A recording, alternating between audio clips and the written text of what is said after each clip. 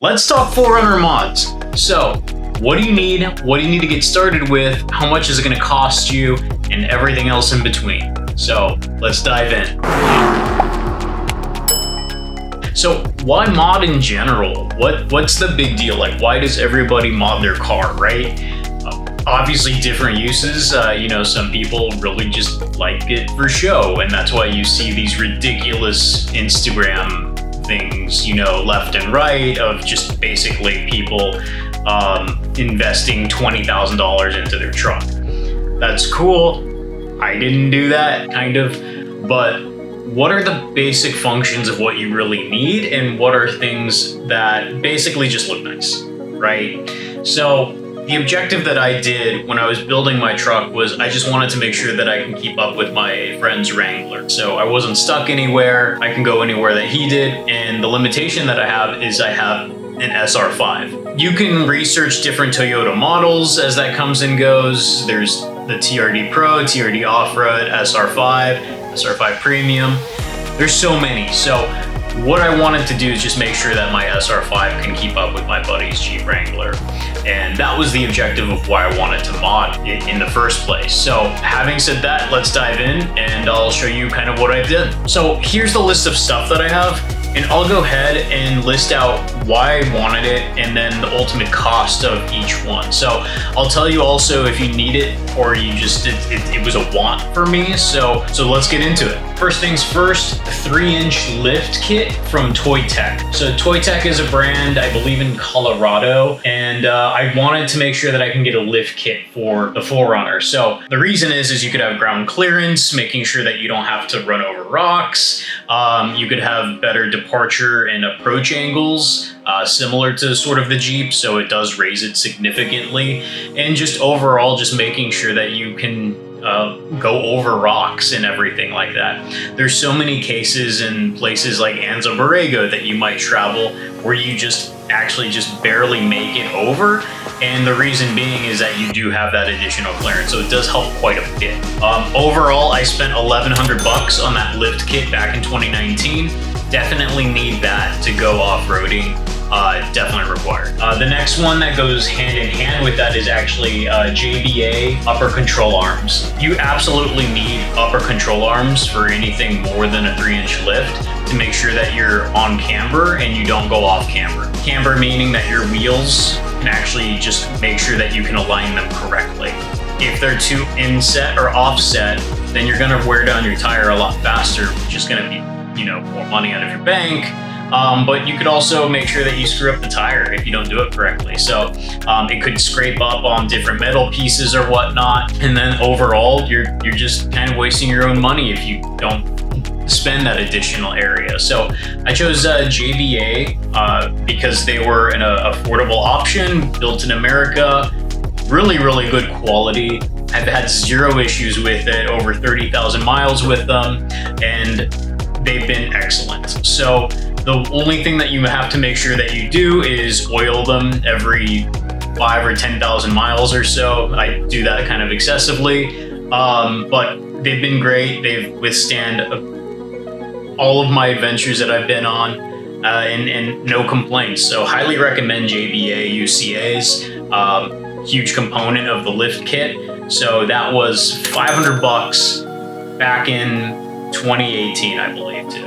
2019. The main thing that you want to get if you're getting into off-roading, and I recommend you just start with this, tires. Always start with tires. So I actually, when I bought my car, it came with Michelin LTX AT2s.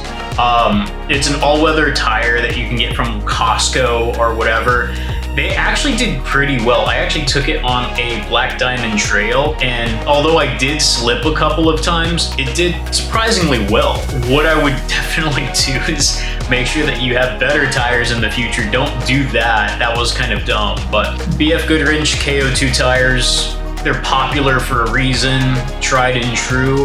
I upgraded all 5 of my tires. It cost me around $1,500 back in 2020, 2021, and I had the warranty put on it as well from America Tire Depot. So I know that I go off-roading a lot, and I just want to make sure that if I did have a puncture or anything like that, I would have been covered.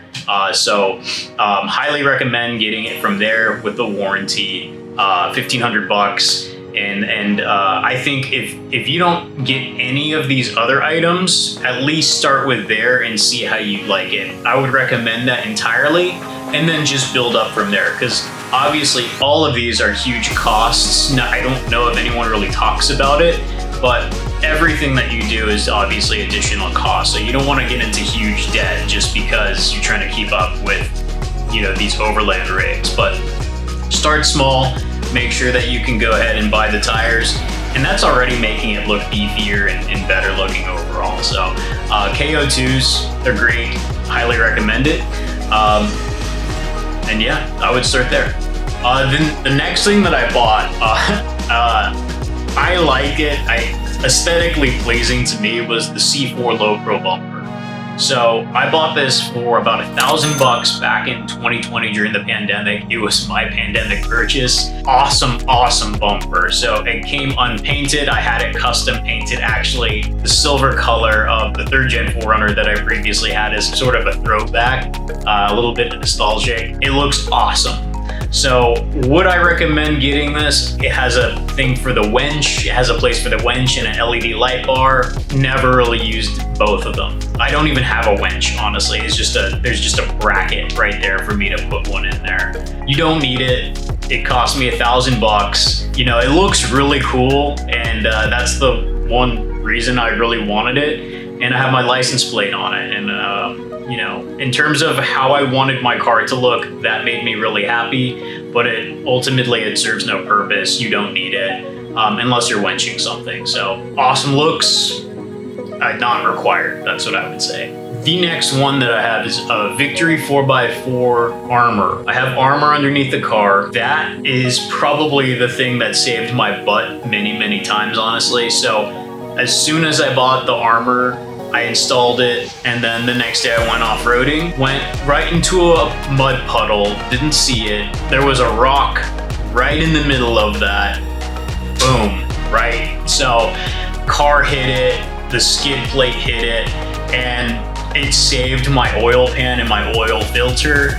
That was $800 for all of the skid plates during the pandemic. I bought it in 2020 again. Best $800 I ever spent, because should I have hit those two things, I would have maybe been stuck up in the mountains and waiting for a tow truck, which would have been even more expensive.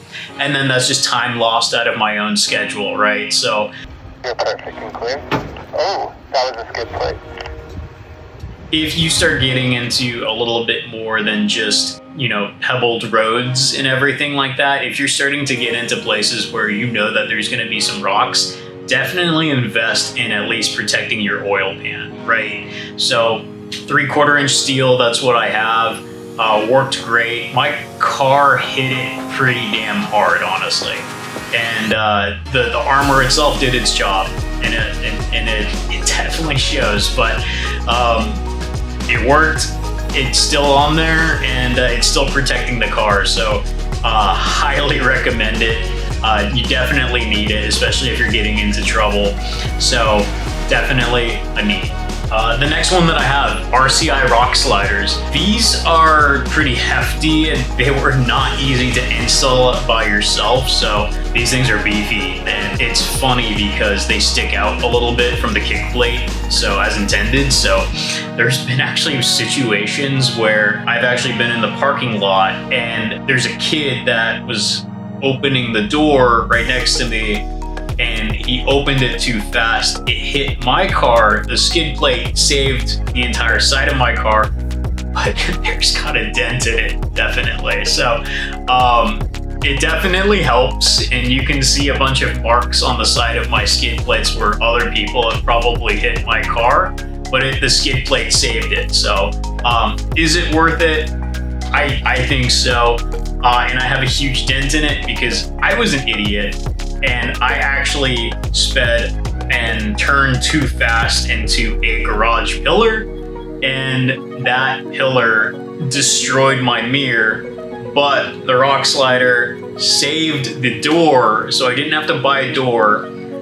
The mirror came undone and the fender got a little bit bruised, but it basically came into $1,000 bill.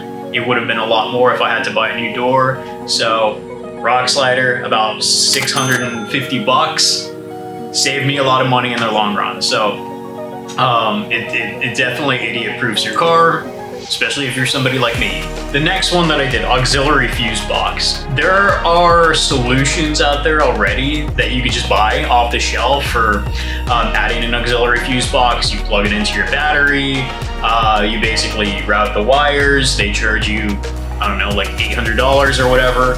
I built mine for about 100 bucks. So basic concept of just reading the old Toyota forms, something called the Big 3 upgrade. So that's if you wanted to add like an additional wire to the alternator or something like that. I can't remember, but basically I wired my own auxiliary fuse box to only activate when when the ignition turned on. So the ignition is the thing that activates that auxiliary fuse box. Without it, you can't run anything off of it.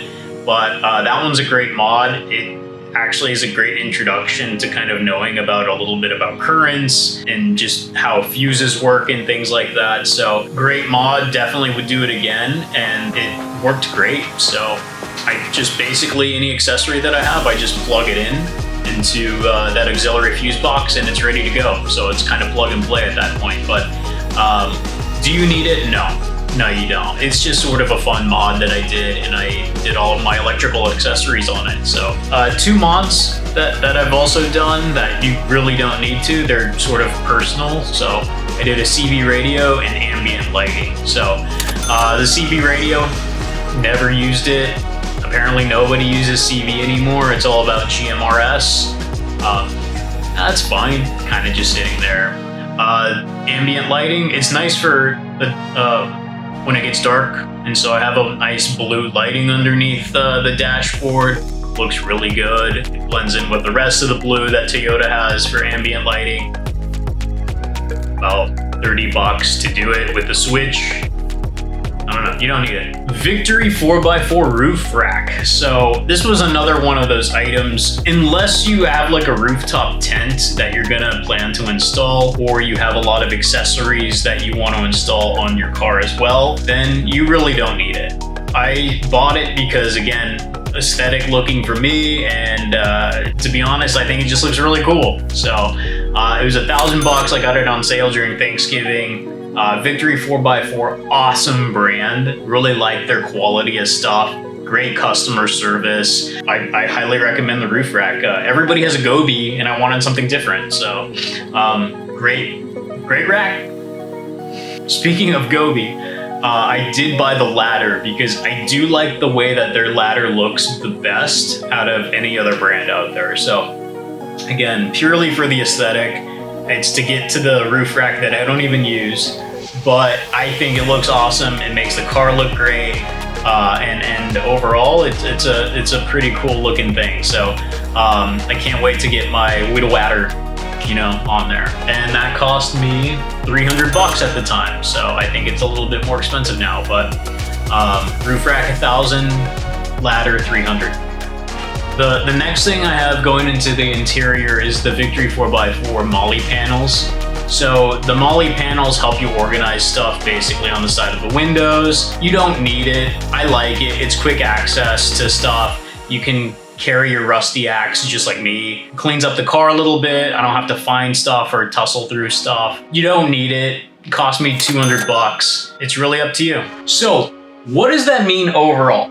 All of this stuff that I bought for my 4Runner, out of all of the mods that I listed, the grand total comes out to around $7,000 worth of mods. That's everything from tires all the way to molle panels. So $7,000 on top of the price of the purchase of the car itself.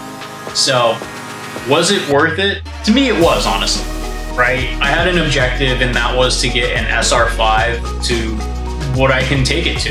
Camping, off-roading, everything else in between, right? It's a great comfy commuter. I feel like I haven't really ruined anything with the car by doing some of these mods. It drives better, honestly, than a stock one, in my opinion. So, especially with the 3-inch lift. So, the standard Toyota shocks that I dealt with, it felt too soft, and so it felt like you were kind of rocking around all the time. The lift fixes it, and so it feels like a sturdy vehicle. Stopping power, 4Runners have never really stopped great, and but the ride itself is really comfortable, and that's our road trip car. So we take that one pretty much everywhere, and the miles definitely prove it. Without basically any of the additional stuff that I said wasn't required. If you just get the tires, the lift kit, the UCAs, and a couple of other things, you're looking at around $4,500 all in without labor to install these if you just DIY it yourself. The bare bones necessities of getting started for a lifted 3-inch KO2'd Toyota 4Runner. That will get you in a lot of places. You're looking at maybe black diamond trails too with that setup, and you could definitely do some damage. So you don't need a lot of this stuff. That's what I'm here to tell you. Again, I like to install it, and I did it because I purely just thought it looked cool, and I was really interested in it. So do you need to do all of this? No. I mean, no one's gonna tell you you need to do this, but if you are looking to lift your car, just make sure that you do it correctly. And if you are looking to get into off-roading, make sure that the tires you get can do that correctly too. And they're set up, and the tires can handle what you need them for. So that's sort of my recommendation. That's basically what I've done with my car, and I have no regrets. I think my car is great. I love my 4Runner, and it's taken me everywhere that I wanted to go without any sort of issues at all. Knock on wood. If you found this helpful, please like and subscribe, and let me know also, like, do you have any favorite mods of your car, or are you interested in any mods, or is there anything that I left off that you were looking more specifically for? So write your comments below in the chat or your questions, and we'll see you next time.